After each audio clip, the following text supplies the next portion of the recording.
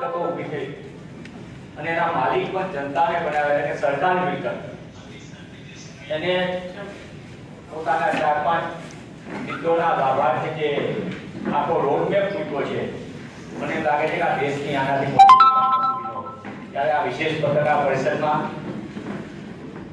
આપણી વચ્ચે અખિલ ભારતીય કોંગ્રેસ સમિતિના પ્રવક્તા સન્માનીય પવન ખેડાજી ખાસ આ પત્રકાર પરિષદમાં આપણી સાથે વાતચીત કરશે। આપણી વચ્ચે ગુજરાત પ્રદેશ કોંગ્રેસ સમિતિના સન્માનીય પ્રમુખ શ્રી અમિતભાઈ ચાવડા, વિધાનસભા કોંગ્રેસ પક્ષના સન્માનીય નેતા શ્રી પરેશભાઈ દાનાણી, પૂર્વ કેન્દ્રીય મંત્રી અને વરિષ્ઠ નેતા શ્રી ભરતસિંહ સોલંકી, એઆઈસીસીના સચિવ અને ગુજરાત કોંગ્રેસના સહપ્રભારી શ્રી જીતેન્દ્ર બઘેલજી, મારા સાથી પ્રવક્તા સન્માનીય જયરાજસિંહજી, માનનીય મનરભાઈ, મીડિયા કોર્ડિનેટર ભાઈ નમાજ, ભરત દેસાઈ સહિતના તમામ આજની પત્રકાર પરિષદમાં ઉપસ્થિત ત્યારે હું સન્માનીય પ્રદેશ અધ્યક્ષ શ્રી અમિતભાઈ ચાવડાને વિનંતી કરું તેઓ શરૂઆતની આ પત્રકાર પરિષદ વિશે વાત કરે। ત્યારબાદ આ વિશેષ પત્રકાર પરિષદ એઆઈસીસીના સન્માનીય પ્રવક્તા શ્રી પવન ખેડાજી વિસ્તૃત વાત કરશે। સન્માનીય અમિતભાઈ।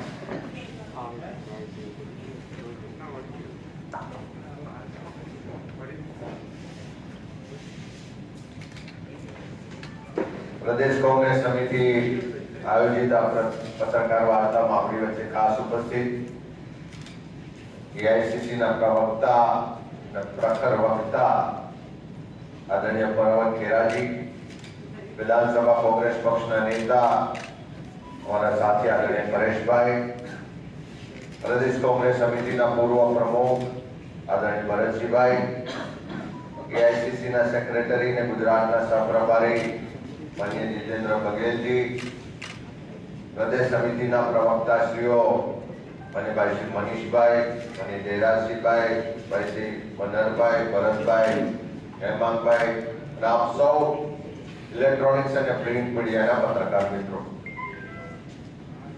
आजाद भारत देश में या टांकणी पण नथी बनती ने भविष्य माटे चिंता थी एवा कपरा समय में कांग्रेस सुशासन, लोकाभिमुख वहीवट અને નીતિઓને કારણે આ દેશમાં અનેક એવી અસ્કાયત ઊભી કરવામાં આવી, અનેક એવા પીએસસી ઊભા કરવામાં આવ્યા કે જેનાથી આ દેશના વિકાસ માટે, પ્રગતિ માટે ખૂબ મોટું યોગદાન થયું અને સાથે સાથે લાખો કરોડો લોકો એનાથી સુવિધાઓ પણ મળી।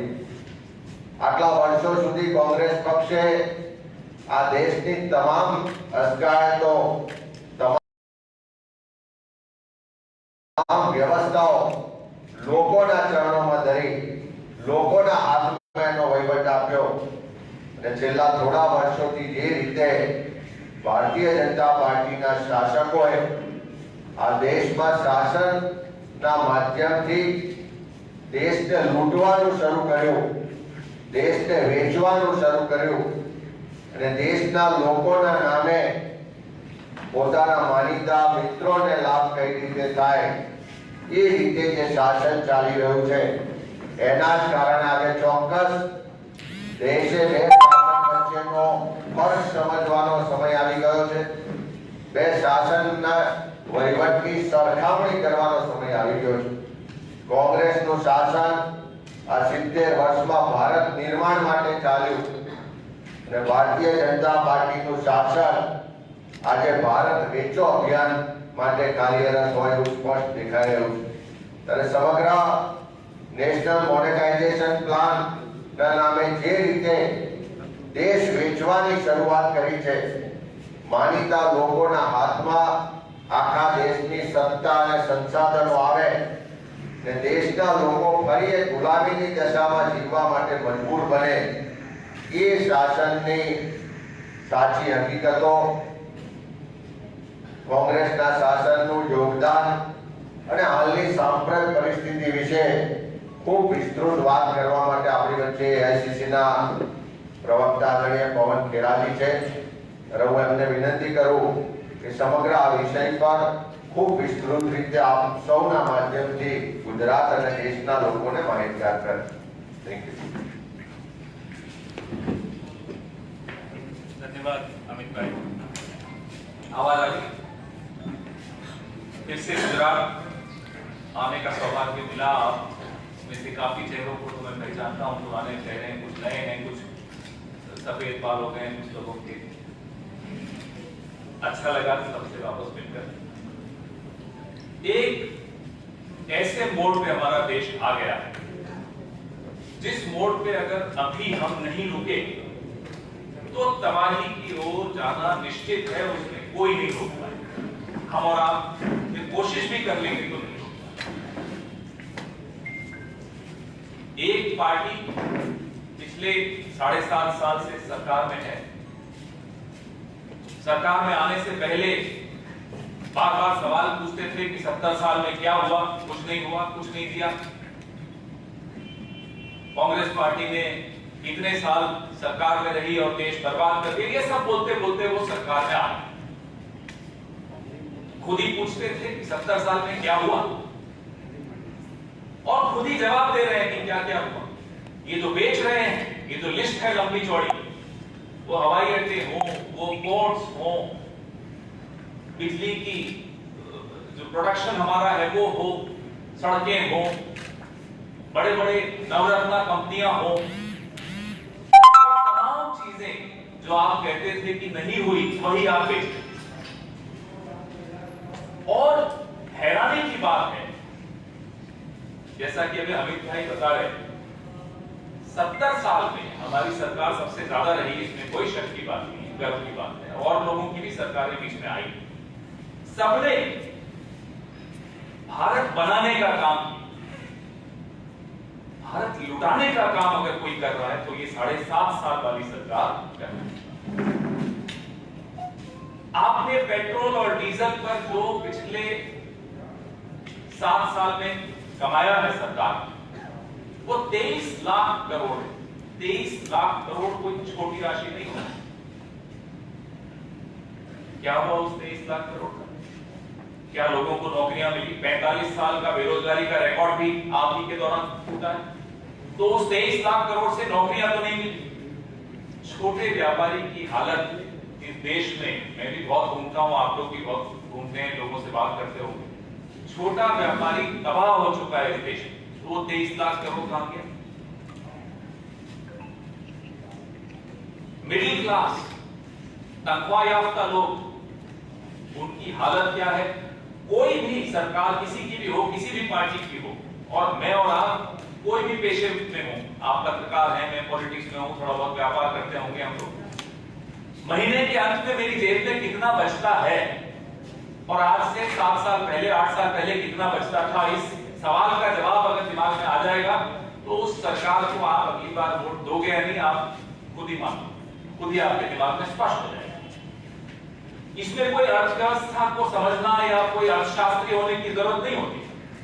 मेरी जेब में 30 तारीख को कितना पैसा बचता है और 12 महीने में मैंने कितनी बचत की.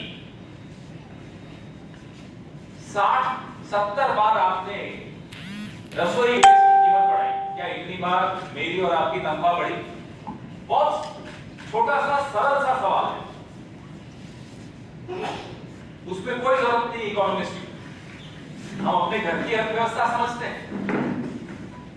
मैं पेट्रोल भराने निकलता हूं, मुझे मालूम है मैं पिछले 2 साल पहले कितना खर्च करता था, 5 साल पहले कितना खर्च करता था और अब कितना करता. आप बताइए वो 23 लाख करोड़ कहां गया? न उससे रोजगार मिला, न कोई नए उद्योग आए, न लोगों को कोई राहत मिली, न छोटा व्यापारी को राहत मिली, न मध्यम दर्ज के व्यापारी को, उद्योग चलाने वाले को राहत मिली, ईमानदार उद्योगपति को कोई राहत नहीं मिली. जीएसटी से वो तबाह हो गया, नोटबंदी से वो मारा गया. 23 लाख करोड़ का हिसाब क्या है? आपके लिए नया घर बन रहा है प्रधानमंत्री के लिए, क्या वो है हिसाब?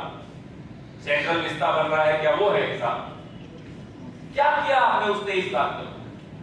फिर आपने रिजर्व बैंक ऑफ इंडिया से 1 बार नहीं, 2 बार नहीं, 3 बार पैसा लिया, वो भी लाखों करोड़ में. उसका क्या हिसाब है? आप पर भरोसा कैसे कर लें कि आप जो पैसा कमाते हो वो देश के भले के लिए, देश के नौजवान के लिए, देश के व्यापारी के लिए, देश की मिडिल क्लास के लिए, देश के गरीब के लिए, देश के किसान के लिए खर्च करते हैं? वो भरोसा आप है। अब ये जो नई बात आप ला रहे हो, सड़कें बेच देंगे जी, रेल बेच देंगे, हवाई अड्डे बेच देंगे, बिजली की ट्रांसमिशन बेच देंगे, बिजली उत्पादन बेच देंगे, प्राकृतिक गैस की जो पाइपलाइन हम लोगों ने पिछले 60 साल 70 साल में सरकारों ने बनाई वो बेच देंगे, पेट्रोल की पाइपलाइनें बेच देंगे, टेलीकॉम, एक क्रांति आई थी इस देश में टेलीकॉम। हमें और आपको, कुछ लोगों को तो याद होगा, अपने बच्चे से जब ट्रंक कॉल लगाना पड़ता था, आज हाथ में यूं मोबाइल आता है। ये सब सरकारों ने मेहनत करके, जनता ने मेहनत करके अपने पसीने से ये अर्जित किया है। ये किसी एक व्यक्ति का नहीं है, किसी एक सरकार का नहीं, हम सब का है। ये भी आप बेच देंगे। Mining, food corporation of India के गोदाम बेच देंगे। इस देश ने वो दौर देखा है, PL 480 का दौर, जब विदेशों से हमें हाथ फैलाने पड़ते थे गेहूं के लिए, अनाज के लिए। आज पूरा विश्व देखकर हैरान होता है कि भारत ने जो यहाँ हरित क्रांति आई, भारत दूसरे देशों को देने में अब सक्षम हो गया।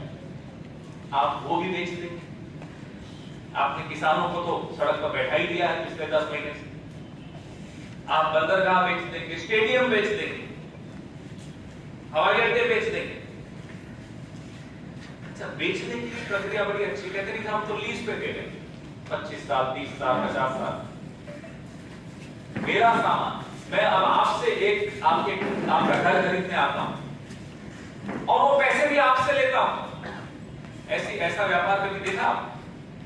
ये जो लोग खरीदेंगे वो पैसा कहां से आएगा? वो बैंकों से आएगा। बैंकों में किसका पैसा है? मेरा और आपका पैसा। तो ऐसा व्यापार आपने पहली बार देखा होगा कि मैं आपके पैसे से आपका सामान खरीदूंगा 30 साल के लिए, उससे कमाऊंगा, खोखला करके वापस आपको दे दूंगा। अभी हम भरत भाई और हम कमरे में बैठ के बात कर रहे थे, परेश भाई, भरत भाई और अमित भाई, हम सब। तो एक अच्छी बात भरत भाई बोले, nationalisation of losses, privatisation of profit. जो कमाएगा वो तो 2-3 दोस्त कमाएंगे, हम दो और हमारे वो। अब वो में कौन है अब आप खुद समझते हैं। और लुटेगा पूरा देश।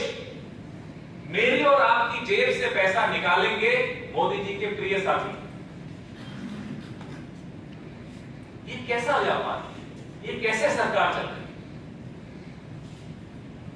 क्या ऐसे कभी आपने कोई सरकार, वो अल्पमत की सरकार हो, बहुमत की सरकार हो, उसकी 300 सीटें हो, 400 सीटें हो, 150 सीटें, कभी देखी आपने? सेल लगी हुई है, क्लियरेंस सेल लगी हुई है देश में, ले जाओ। आप कितना बेचोगे? इस देश ने कितना कमाया है पिछले 70 साल में कि आपको 10 साल पूरे होंगे, अब उसके बाद तो आप नहीं आने वाले, इस 10 साल में आप बेच नहीं पाओगे। इतना कुछ कमाया है इस देश ने। लेकिन अगर अभी इन्हें नहीं रोका गया तो जिस हालत में हमारे नौजवान आ जाएंगे, जिस हालत में हमारे मिडिल क्लास आ जाएगा, हमारे किसान आ जाएंगे, हमारे छोटे व्यापारी आ जाएंगे, उस हालत से वापस आने में कई दशक लग जाएंगे। एक पीढ़ी तो तबाह हो जाएगी। अब एक पीढ़ी को तबाह करने वाला काम कोई सरकार करे तो उसको रोकना चाहिए या नहीं रोकना चाहिए, मैं आपको छोड़। कई बार सरकारें काम नहीं कर पाती, विफल होती है, फेल हो जाती है, उनको सजा दे देते कि साहब इनको अगली बार नहीं चुनेंगे, ये फेल हो। लेकिन जिस सरकार की नीयत में खोट आ जाए, वो 5 साल में, 7 साल में, 10 साल में पूरी पीढ़ी को बर्बाद करने का काम कर रही है, तो वो उस सरकार की सजा क्या होती है मुझे नहीं समझ, क्योंकि आज तक ऐसी सरकार दिखी ही नहीं।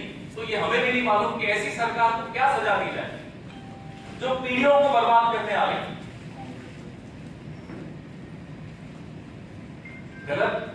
गलतियां स्टेलों से होती, हम जब सरकार में थे हमसे भी हुई हो। वो नियत की गलती नहीं थी, उससे पीढ़ियों को कोई नुकसान नहीं हुआ था। जो कोल ब्लॉक करते हुए सरकार में आए, आज क्या कर रहे हैं कोल ब्लॉक? आज प्राकृतिक संसाधनों को कैसे अपने दोस्तों में बांट रहे हैं, आप देखिए ना। कहां गया सीएजी, नोशनल लॉस, कहां है वो लोग? कहां है वो 9 बजे की टीवी डिबेट्स जो सरकार पे सवाल उठाने की हिम्मत रखती है? अगर पीढ़ी बर्बाद हो रही है तो उसमें सरकार के साथ साथ और लोगों का भी एक योगदान है, उन तमाम लोगों का जो आज चुप। हमारे नेता राहुल गांधी, पूरे विपक्ष में मुझे एक इकलौता नेता ऐसा दिखता है राष्ट्रीय स्तर पे जिसने भूमि अधिग्रहण से लेकर, और तब हमारे पास सिर्फ 43 सीटें थी। आप में से कुछ लोग मजाक भी उड़ाते थे कि सिर्फ 43 सीटें हैं, पता नहीं क्या कर लेंगे, क्या बिगाड़ होगा। हमने भारत सरकार को, मजबूत सरकार को, जिसकी बहुत सीटें थी, उसको पीछे हटने पे मजबूर किया। तो हम तो चुप नहीं है, इस पाप का भागीदार हम नहीं हो सकते। कांग्रेस पार्टी में जितने लोग आपको यहां दिख रहे हैं, इनमें से कोई भी इस पाप का भागीदार नहीं है। हम अपनी आवाज उठाएंगे। आपका सहयोग चाहिए, मीडिया का सहयोग चाहिए। विपक्ष बिना मीडिया के पंगु हो जाता है, बेकार हो जाता है। विपक्ष की आवाज मीडिया होती है, विपक्ष जनता की आवाज होती है। जनता ने भले ही हमें विपक्ष में रखा है, लेकिन जनता उम्मीद से देख रही है हमारी तरफ भी और आपकी तरफ भी कि उनकी वो आवाज हम उठाएं जो इस सरकार दबा रही है, उनकी वो बातें हम उठाएं जो इस सरकार से उनको शिकायत है। और ये शिकायत छोटी नहीं है, जैसा कि मैंने कहा, एक पीढ़ी बर्बाद हो गई, उसको बर्बाद होने से रोकिए। हम और आप मिलकर रोक सकते हैं। दबाव के आगे झुकती है, दबाव के आगे झुकने वाली एक सरकार है ये वाली, और झुकना भी चाहिए मीडिया के। देश को बिकने से रोकना है तो आज आवाज उठानी होगी।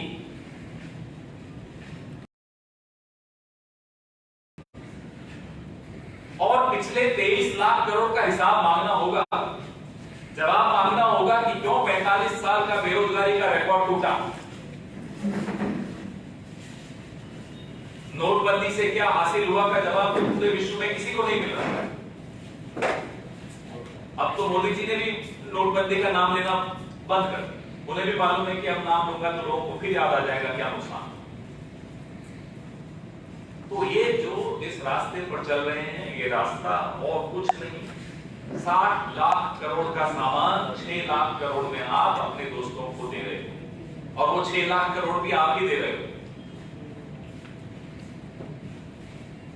मैं, हमारे सारे साथी आज आपके सामने इसीलिए उपस्थित हुए हैं, रोक सके तो हम मिलकर रोक दें। ये देश याद रखेगा, हमें भी, आपको भी, कि एक ऐसा दौर आया था, सूरज अस्त हो रहा था, अंधेरा हो रहा था, लेकिन आवाज उठाई, फिर से इस देश को अंधेरे में जाने से रोका। नहीं तो आने वाली पीढ़ी ना हमें माफ करेगी ना आपको माफ करेगी। आपके सवाल।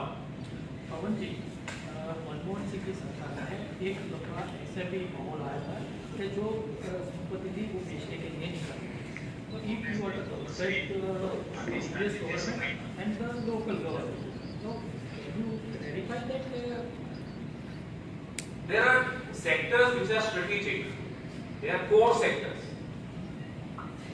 No sensible government has ever touched those core sectors, those strategic sectors.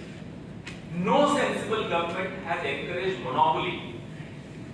कोई भी ऐसी सरकार जो सोच समझ के देश के हित के लिए सोचते हुए काम करती है, वो सामरिक दृष्टि से महत्वपूर्ण क्षेत्रों में या कोर क्षेत्रों को मोनोपोली के हाथ में नहीं आने देती कि एक हाथ में सब कुछ दे दिया, एक हाथ में पावर सेक्टर पूरा दे दिया, या एक हाथ में टेलीकॉम सेक्टर पूरा दे दिया, या एक हाथ में संसाधन पूरे दे दिए, या एक हाथ में सारे बंदरगाह दे दिए, या एक हाथ में सारे एयरपोर्ट दे दिए। ऐसा कोई सरकार नहीं। यह फर्क है उस वक्त की सरकार में और आज की सरकार में। सोच देश के लिए नहीं, सोच पीढ़ी के लिए नहीं, सोच वोट के लिए है कि अगला वोट कैसे मिले और कैसे अपनी पार्टी सबसे अमीर पार्टी देश विश्व की बने। आज जो हमारी सत्ताधारी पार्टी है, गुजरात में तो है ही, लेकिन जो देश में सत्ताधारी पार्टी है, विश्व की सबसे अमीर पार्टी कैसे बन रही है? ऐसे ही बन रही है, जिसको राहुल जी बार बार क्रोनी कैपिटलिज्म कहते हैं। ये क्रोनी कैपिटलिज्म किसी और सरकार में आपने नहीं देखा होगा, जैसा अब आप देख रहे हैं कि जहां संसाधन दिए जा रहे हो और मोनोपोलीज क्रिएट की जा रही है, एकाधिकार क्रिएट किया जा रहा है। इस देश में ईमानदार उद्योगपतियों की कोई कमी नहीं। इस देश का निर्माण तमाम ईमानदार उद्योगपतियों ने ही किया। उनकी ईमानदारी के साथ भी मजाक हो रहा है। अच्छा, आने वाले दिनों में कांग्रेस क्या कोई प्रोग्राम देने वाली है राज्य स्तर पर और राष्ट्रीय स्तर पर? जी, ये उसी प्रोग्राम का हिस्सा है, आंदोलन भी है, उसका हिस्सा आप सबसे मुखातिब होकर अपनी बात आपके माध्यम से उठाने का भी उसका हिस्सा है। पूरे देश में हमारे तमाम नेता अलग अलग शहरों में जाकर आप लोगों के माध्यम से अपनी बात रख रहे हैं। पहला चरण ये है, आंदोलन भी उसका दूसरा चरण, और एक माहौल बनाने का प्रयास आप सबकी मदद से किया जाएगा, जिससे कि सरकार रुके, सोचे और इस बात को रद्द करे। How is the Congress party against the religious polarization that is being created? This is not the first time the Congress has, or the country has witnessed these attempts to polarize the country. They have been trying it even before independence. The Congress narrative during those days was against the polarization, in favor of the country, in favor of securing independence for the country. The Congress narrative has always been very clear. This country belongs to everyone. It doesn't belong to just one caste, one religion, one class. It belongs to each one of us. And each one of us is a stakeholder in this country. Now, what is the party going to do about it? The party has a particular narrative which suits, which benefits each and every individual. The party treats everyone as a stakeholder in this country's development. The party will ensure that the country's culture cannot be redefined by people who do not understand the country's culture. And Congress party is not alone in this initiative. Every sensible Indian understands what is happening. These may be temporary glitches when this government succeeds, at least appears to succeed, in distracting our attention from these issues of petrol, diesel, cooking oil, cooking gas, employment, price rise. Look at pulses, look at food commodities, look at farmers' issues. These are the issues. And all of us individually are concerned about these issues. The government doesn't want us to collectively be concerned about these issues. Each one of us knows, whether we think of ourselves as Hindus or Muslims or Brahmins or Rajputs, doesn't matter. Each one of us knows these are the issues. So we will ensure that, like we have done in the past, and we have a track record of ensuring that the country remains one.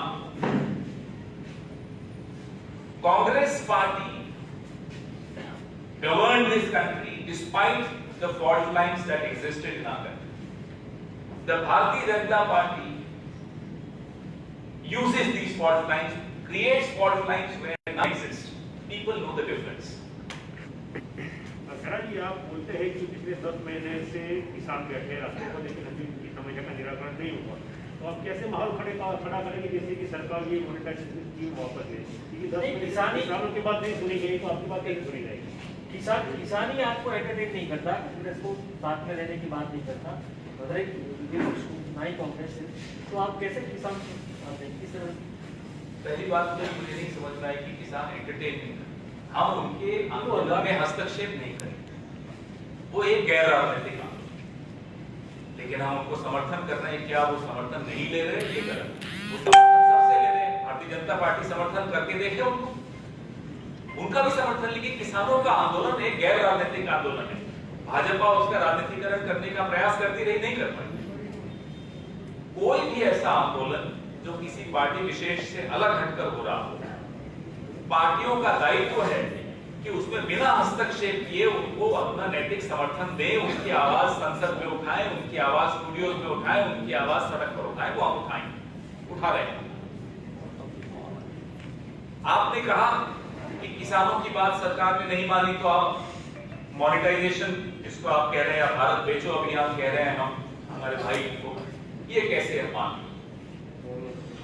कोई भी सरकार हो, इतना ही अहंकार के घोड़े पे सवार हो, जनता का जब दबाव आता है, आज नहीं तो कल, कल नहीं तो परसों उनको उस घोड़े से उतरना पड़ता है। ये इतिहास इस बात का गवाह है, अंग्रेजों को भी उतरना पड़ा। भूमि अधिग्रहण का मैंने आपको उदाहरण दिया, 43 सीटें थी, राहुल जी ने सूट-बूट की सरकार बोला, वो सूट-बूट वाले इतने घबराए कि वो पीछे हटे। इस बात का आत्मविश्वास इतिहास से भी, और इस बात का आत्मविश्वास हमें अपने आप पर भी है, और इस देश पर भी है, और आप पर भी है, मीडिया पर भी है। जो व्यक्ति जितना घबराता है वो उतना ही डराने की पहले कोशिश करता है। नेगेटिव पब्लिसिटी से सरकारें हमेशा घबराती हैं। वही तो कारण होगा कि मीडिया मैनेजमेंट पर सबसे ज्यादा ध्यान जा रहा है इस सरकार में। कारण यही है कि मीडिया से सबसे ज्यादा डरते। तो अगर आप लोग दबाव डालेंगे, हम लोग दबाव डालेंगे आपके माध्यम से, तो ये सरकार झुकेगी और इस देश को राहत मिलेगी, यह देश बर्बाद होने से बचेगा। केरा जी, आपको जो जिम्मेवारी दी गई है अपनी कम्युनिकेशन या जो यहाँ पर आप संभालने वाले हैं, 2022 के चुनाव की बात कर रहे हैं, तो ये जो जिम्मेवारी है उसको किस तरीके से आगे रणनीति के तौर पे कांग्रेस आगे बढ़ेगी? आज आपकी मीटिंग भी है सीनियर नेताओं के साथ, किस तरीके से स्ट्रेटेजिकली कांग्रेस गुजरात में आगे बढ़ेगी? हम लोग आज सब मिलेंगे, लगातार मिलकर चर्चा करेंगे। यहाँ जो इस मंच पर बहुत बड़े अनुभव वाले कद्दावर नेता सब यहाँ बैठे हैं, उन सब के मार्गदर्शन में कैसे सुचारू रूप से सब कुछ व्यवस्था बने। आपसी संवाद की हमारी और आपकी बस एक छोटा सा काम है, वो तो हम लोग कर ही लेंगे। लेकिन चुनाव 22 में है, बहुत कुछ तैयारी करनी होती है। हमारे तमाम नेता दिल्ली में भी और यहाँ भी, हमारे बघेल साहब भी यहाँ हैं, हम लोग सब मिलकर रणनीति तैयार करेंगे। और रणनीति तो ऐसी होती नहीं कि आपसे सुचारू साझा करेंगे, लेकिन वक्त वक्त पे आपसे संवाद करते रहेंगे। बातें होती है, रणनीति तय करते हैं, रणनीति तय करते हैं। जब भी इलेक्शन का टाइम आता है तो वो मेरा आदमी को टिकट दे दो, वो मेरा आदमी को टिकट दे दो, और फिर बाद में पूरा इलेक्शन आप लोग छोड़ दे। जिसको आप कह रहे हो मेरा आदमी तेरा आदमी, वो उससे कहीं ज्यादा गंभीर होगी बात। कांग्रेस क्या है? कांग्रेस होता है सर, हर बार होता है, हर बार ऐसे अंग्रेज होता है, कांग्रेस राजस्थान पे किस नहीं हुई। बिल्कुल ठीक। आप मैं बोलूं, यस, आप बड़े निराश कांग्रेस एक सामाजिक गठबंधन है, तो मेरा आदमी तेरा आदमी नहीं है। हर समूह, वो जाति का समूह हो, वो धर्म का समूह हो, क्लास हो, कांग्रेस शुरू से, इसको हम कहते हैं काडर नहीं। काडर क्यों नहीं है कांग्रेस में? क्योंकि कांग्रेस सामाजिक गठबंधन है, समाज का गठबंधन है। अब समाज के गठबंधन में समाज के हर तबके की बात सुनी जानी चाहिए, उसमें समय लगता है। हमारा रिमोट कंट्रोल नागपुर वालों के हाथ में हुआ ऐसा नहीं है। हमारा रिमोट कंट्रोल सबके हाथ में होता है, और उसके बाद हम मिलकर तय करते हैं। आप में सब्र कम होगा, मेरे में ज्यादा होगा, हो सकता है। सबके पास है, सब्र जरूरी है, और सामाजिक गठबंधन बनाना आसान नहीं होता। आपने देखा भाजपा कभी सामाजिक गठबंधन तो हमेशा हिंदू मुस्लिम करेगी, हमेशा लड़वाएगी। हम जोड़ने का काम करते हैं, जोड़ने का काम में समय लगता है, उसमें संघर्ष ज्यादा होता है, उसमें पसीने ज्यादा निकलते हैं, लेकिन उसका फल भी ज्यादा मीठा होता है। तभी तो 70 साल में से 60 साल हम ही थे। सामाजिक गठबंधन बड़ी गंभीर बात है, इसको आप गंभीरता से जरूर, आप जब तकिए पर सर रखोगे तो ये सामाजिक गठबंधन के विषय में जरूर सोचना और मिलकर बात भी करेंगे। लेकिन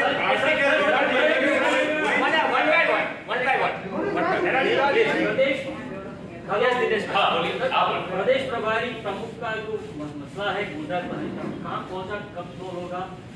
जल्दी आपको जल्दी इस पे भी साझा करेंगे, बहुत जल्दी करेंगे। क्योंकि यहाँ के नेता भी बार बार दिल्ली पहुंच रहे हैं। तो आपको क्या आपको आपत्ति है? हम तो चाहते हैं दिल्ली भी आए, हम भी यहाँ आए। सर्विस को ले जाए आप।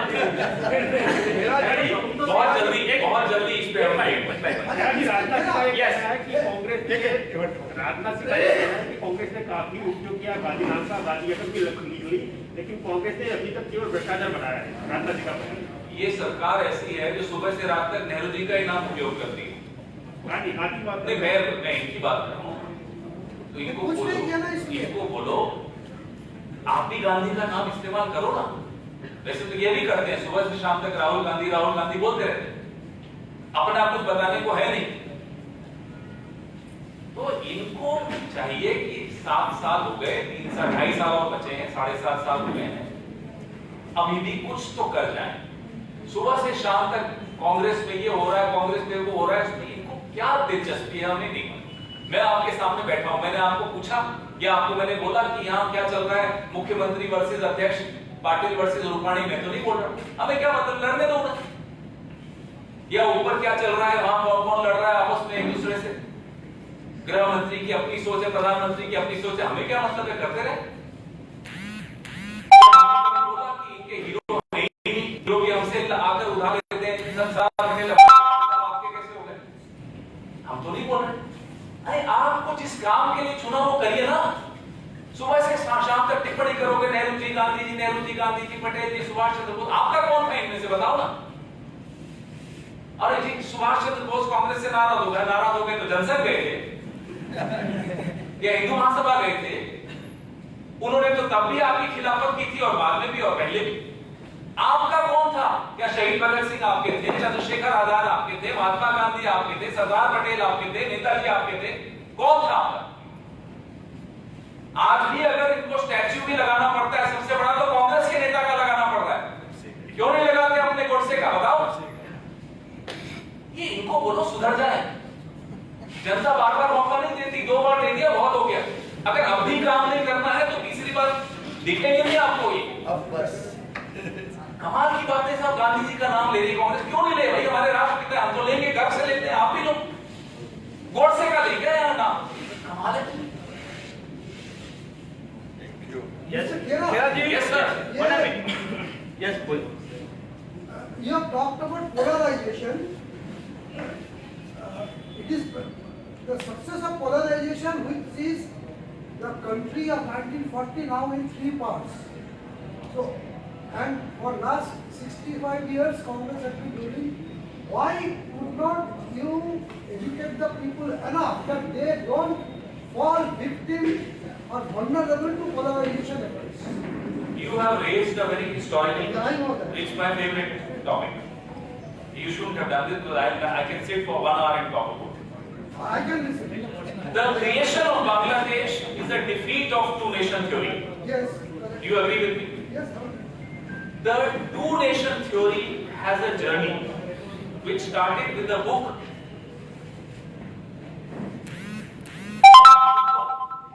by their icon, so-called icon, I don't want to name that icon. Jinnah picked it up. This was a jugalbandi between League and Sangh, which created two nations. ये एक जुगलबंदी थी लीगियों की और संघियों की, जिससे 2 राष्ट्र बने। कर्णावती अधिवेशन 1937, 1940 लाहौर अधिवेशन किसका? कर्णावती हिंदू महासभा का। दोनों में क्या बात हो रही थी कि हिंदू और मुस्लिम अलग अलग देश हैं। ये यात्रा है 2 नेशंस की, ये पोलराइजेशन की यात्रा है। कांग्रेस ने उस यात्रा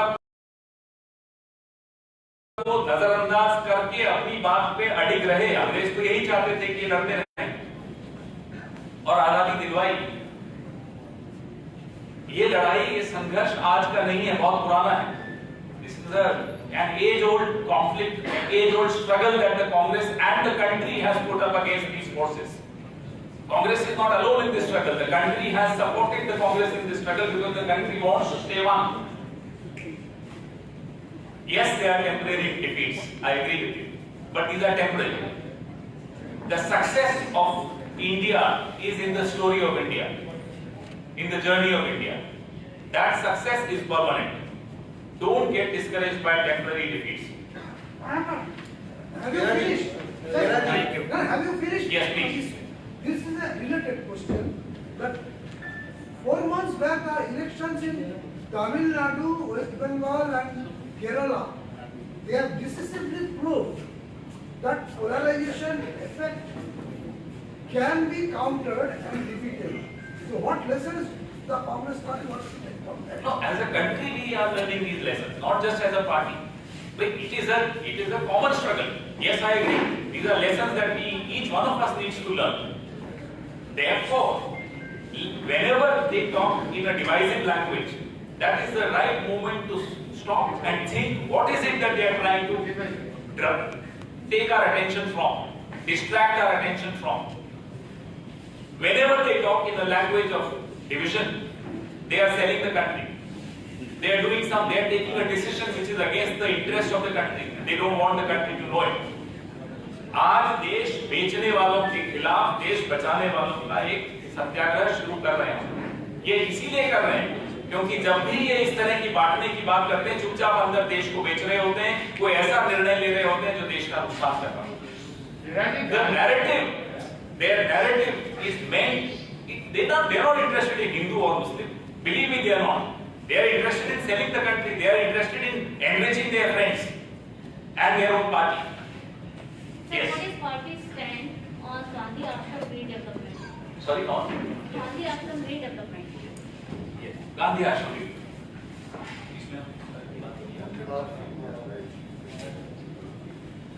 ગાંધી વ્યક્તિની વિચાર છે ગાંધી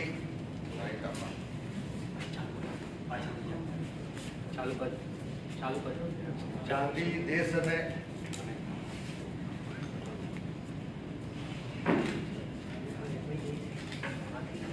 દેશ અને પ્રદેશનું સ્વાભિમાન છે ગાંધીના વિચારો અને ગાંધીના સંસ્કારો ને સિંચવાનું કામ આઝાદીના આંદોલનથી આજ પર્યંત કોંગ્રેસ પાર્ટીએ કર્યું છે।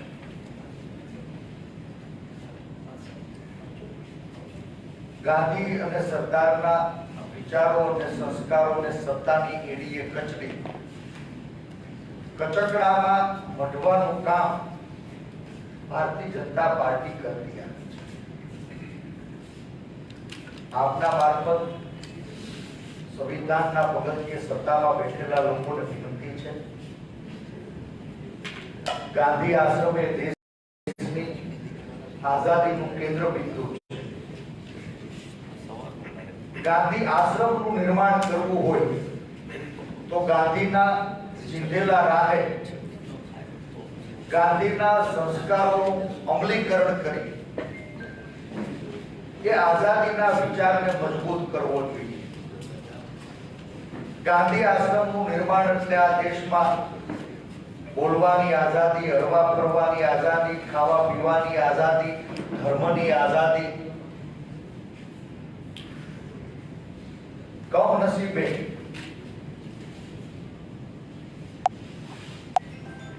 આઝાદીના ઇતિહાસમાં કોઈ યોગદાન નથી એવા લોકો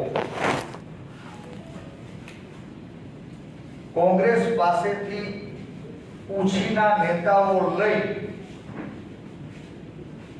એના સંસ્કારોને કચડી કચકડે મઢવાનું પાપ કરી રહ્યા છે અને પરિણામ સ્વરૂપ આજે ગુજરાત સહિત સમગ્ર દેશ સ્વાર્થ અને ભયની દીવાલ વચ્ચે ફસાયું છે।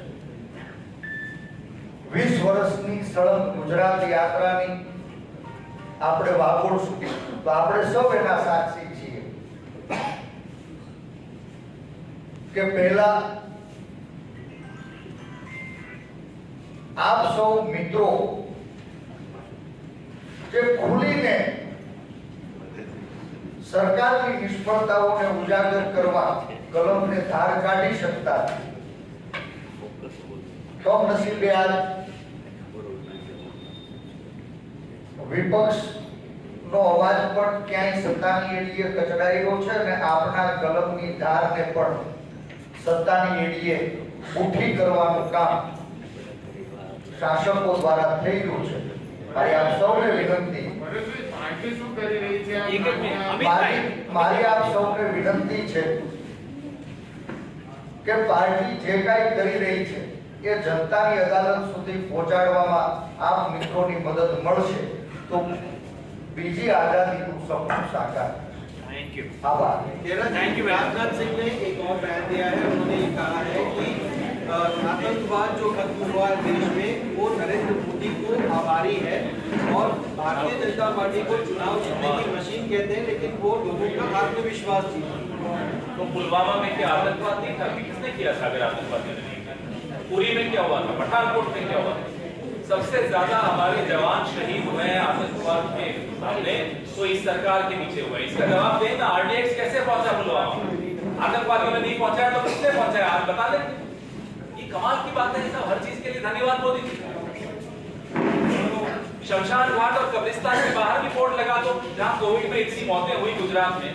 आज मैं सबसे आह्वान करता हूं कि वहां भी बोर्ड लगा दो, धन्यवाद मोदी जी। हर जगह थैंक यू मोदी जी। धन्यवाद तो आगे रहता है हर चीज। Thank you very much. Thank you, બધા મિત્રોનો આભાર। બધા આપણે